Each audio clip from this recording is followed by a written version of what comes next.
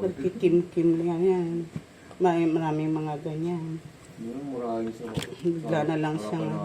Tapos alam nyo na bayaw siya. Grabe naman to sa Adrian. Napaka.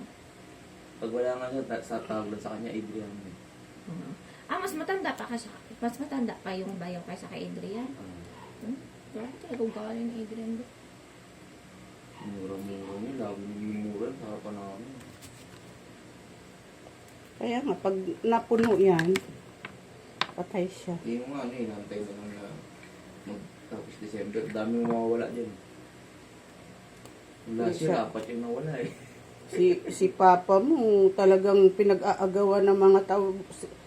Boss, dyan na ako sa'yo ha. Si Martin kanyan. Pinag-aagaw. Yung mga tao niya ayaw umalis sa kanya. Baka kasi ang kind ni Daddy. Ano kailangan mo kay daddy mo, Kasi babe? nagiinom kami doon sa trabaho. Hello. Ito, gusto mo to? Naka-ready na. Binibilang na ni Sir Kay yung mga atin. Nung Pero outing, data bayad, no? nung outing nila Marlon, mama, Mm. sabi ni Precious sa kanya kagad dun sa bano, Daddy, huwag ka magiinom kasi kung ayaw mo ipapagalita kita in front of your people. Tuloy yung mga tao. Galing ha. Saban.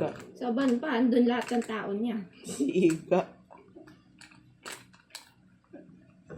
Siga ka. Hindi ka naman doon nag-stay eh. Sila Kaden ka nag-stay eh. Yes. So, Ang ganda dun, babe. Mainit yung tubig dun sa amin. Ang init, sobra. init eh. Ayoko Maganda lang yung naman. gaan. Tsaka yung At spring pala kayo. Pero Pero- enjoy ka dun kila Kaden. Opo, kasi malaki yung swimming pool na.